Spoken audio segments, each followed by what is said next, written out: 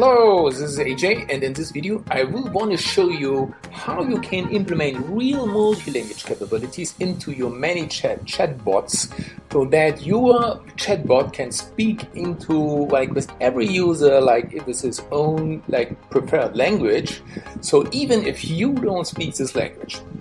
So let me show you real quick the very little demo, and then we go with the first step of preparing your understanding how multi-language works in ManyChat, and already showing you step by step the first steps of getting it done, right?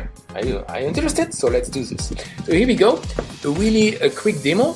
So let's just look into it. So Junga, thanks for understanding multi-language demo with ManyChat. I'm still working on the content, but this demo can show you what's possible using the Google Translate API. So let's just see. So there I can choose a language, right? And choose from a lot of languages. So you can be sure that I don't speak all these languages. So let's just go with something exotic, Arabic, right? So you see, boom. It's telling me something. I have no idea what it's telling me, but it's offering me back to English. So I built this in. So if you are like me, you just for curiosity click the button of a language that you don't understand. You see, it just told me something in Arabic. So now, yeah, it's totally cool. So I just went back to English. It's offering me okay. To either move forward in the demo or just again choose another language. Just go with French, because French is something that I actually understand. Bien sûr, juste au cas où vous ne parlez pas cette langue, cliquez le bouton ci-dessus pour revenir au anglais à tout moment là. That means, so again I can just click back to English to see all the languages and choose another language. So I just want to make you aware that this translation mechanics is partly done manually, partly done with using the Google API. In this training, in this video, I will show you the basics, the foundation that you need to implement in your chatbot to have the manual part, the manual translation working in your chatbot. Are you cool? So let's do this. So here we go. Let's go and take just the normal flow, whatever flow it is. It's not important what the flow. So what we see, we have a starting step, we have a message block with two messages, a button, and then afterwards some flow logic going on, right? So let's just say, all right, this message block, now we want to transform it into a multi-language block. So let's just make a copy, right? Just place them side by side. You just want to make a copy. So now how to approach this? So basically what you want to do is when you want to implement multi-language, you need to separate the container, which is the message block, which is a container, from its content, which is the text, right? So that means, and if you have separated them, it means you can place your containers wherever you want, which is your message flow, right? Your messenger flow, but you can switch off the content in these containers, as per dynamically you have the control. You can switch off, show either the English content or the French content or the Chinese content. Hope that makes sense. So I think it will make more sense if we start doing it, right? So let's just start. So here we have a basic normal message. What we now do is we add an action block before the actual message, right? So we just put it here, just already connected, so right? So now what we do is we go here and we add an action a custom field. So for this to work, we have to actually prepare some custom fields that we use for the translation. So I've already done this. So I have 25 translation custom fields, which are all translate 01, translate 02, translate 04, but just until translate 25. Okay, so I have already done this. You can do this too, obviously. And then what you do, you just put the content that is here in the first position of the piece of text that you want to show, put it right into the custom user field. So happy into the translate custom user field. Happy birthday. Here we go. So you see now this here has the same context at here. And now what I can do, I can just go here, highlight the text, remove it, and place the custom user field instead. I hope that you see what I'm doing here. So what I just did is basically, I didn't translate anything. What I just did, I'm just in the process of separating the container, the message block, from its content, which is the text, okay? Obviously, a name I won't translate because the name is what the user wants to be called, so there's no point in translating it. And the same as emojis, right? There's no English, German, or whatever emoji differences, right? So these are universal. So you want to translate all the text that you put in, and if by chance there's a piece of emoji in a text, you don't care. So what I'm doing, I'm marking all the text, I'm putting it with Control X, right, into my cache. I'm already replacing it with a custom user field because I already know how we'll call it. It will be the translate 02 custom user field, right? I will add it here. The custom user field again, boom, 02, right, boom, and I will paste the text that I just grabbed from this box in there. Boom. I hope that makes sense. So I hope you see what I'm doing here. So I'm basically, it's the same stuff. So the text, which is in translate 01, will be shown here before the first name. Then it will type 3 seconds, simulate typing, and then it will show the text of the second user field, followed by a button. But on that button, there is still text, right? So we need to do the same thing over here. So what we do, I just click on the button, I just grab the text, Control X, right?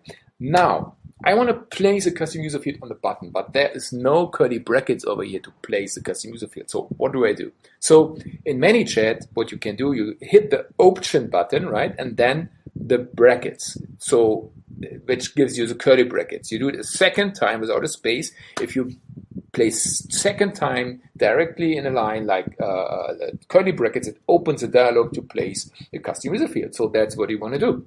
So now you can choose your custom user field you want to place it in, right? Where you want to place the text. Grab my coupon. You open again the actions block, right? And you select this. I think you already see what I'm doing here. So obviously the translate 3 gets the value grab my coupon. I didn't touch the emoji, right? And basically we are done. So now what I can do is I can name this English because it's obviously English, right? So here we go.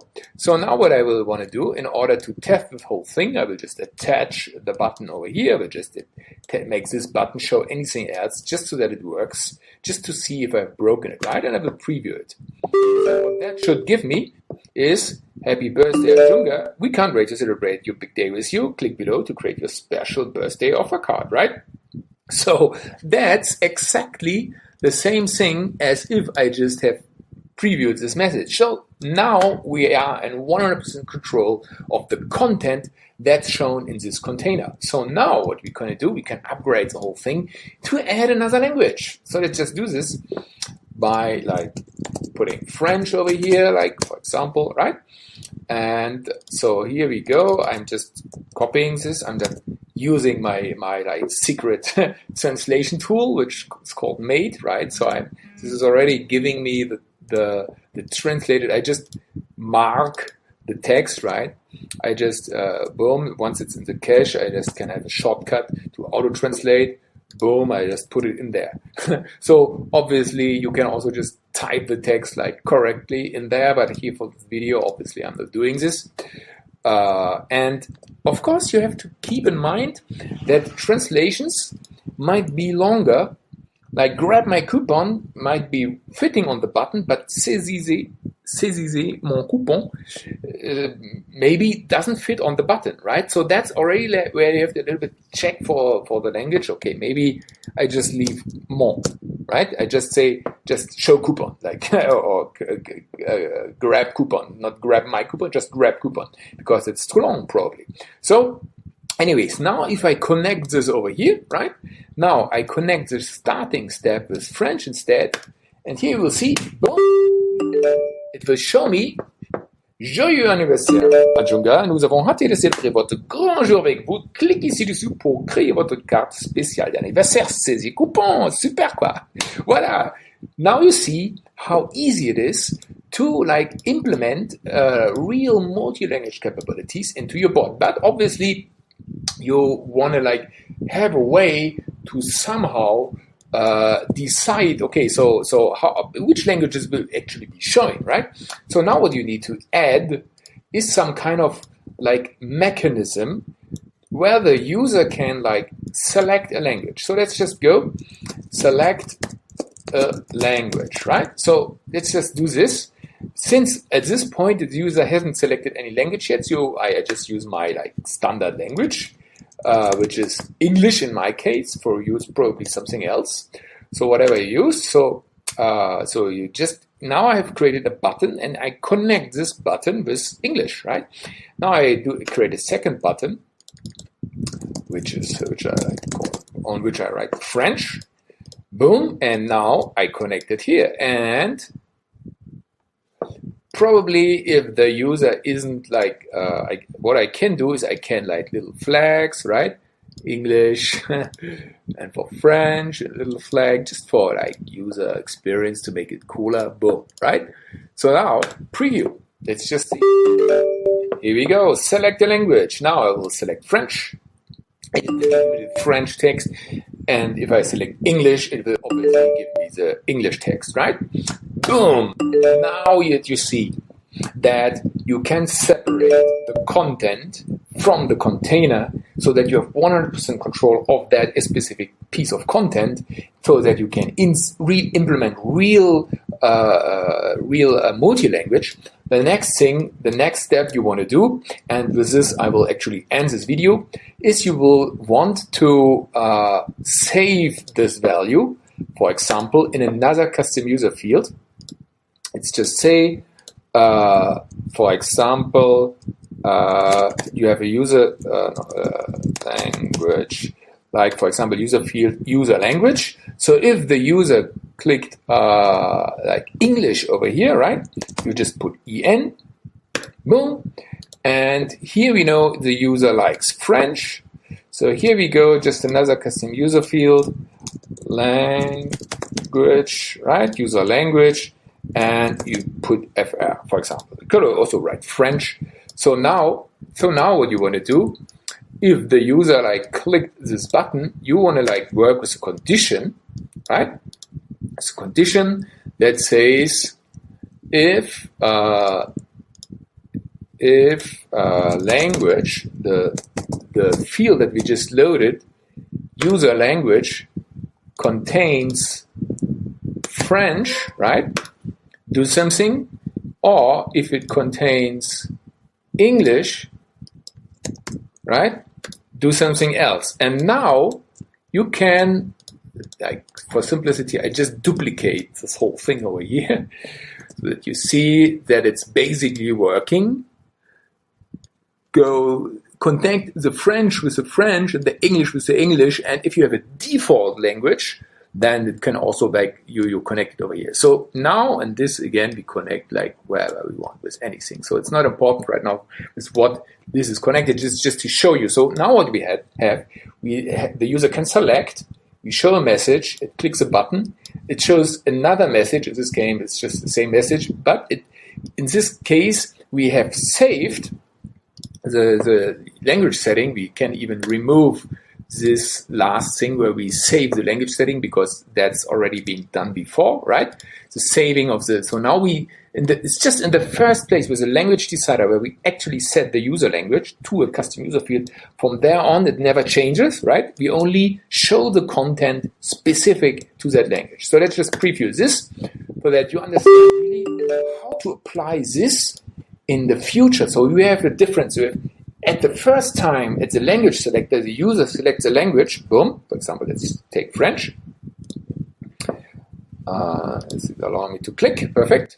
And now it's memorizing that it's French, so I'm just clicking this button, it will show me the same message again in French. So if I would have selected English, it would have shown me the follow-up message also in English. I hope this makes sense. I hope you see the power of it.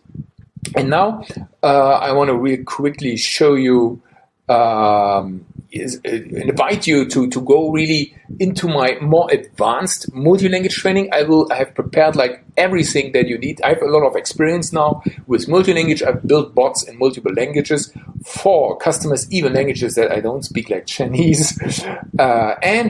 There's also, like, for example, for specific languages like French and stuff, they work with accents. So there's a lot of little like things to be considered, and it's not actually easy. It's really a journey to learn to add multi-language capabilities to your bot. So if you are excited about this, if you see the possibilities for your business to upgrade them with multi-language, what I am inviting you is, like, somewhere in this, below this video, there's a link. That link will connect you to my chatbot. Chatbot will show you again this demo that you saw earlier here, where you can a little bit play around. And if you're interested in learning more, there is like my advanced Google API training that I'm offering you, like depending on where and when you are looking this, as a special launch price. So just, go out, check it out, check out the demo. If you feel it's a value in it, check out my Google Advanced API training, which allows you to basically talk in any language with your users, right? Or also it allows you to understand really what are the traps and risks and limits of multi-language, how to implement really step by step in complex flows, and to make it work so that you have 100% control, because probably you was, for a certain time, you just want to show only French or only German or only Chinese. How you can do all this kind of stuff, and obviously how to connect using the Google Translate API, which is a more like advanced technical topic, but I will break this down like really step by step. It will be very easy for you. So having that said, I hope that you enjoyed my little free training, and hope to see you on the inside. So go ahead and join my bot, and we see each other on the inside.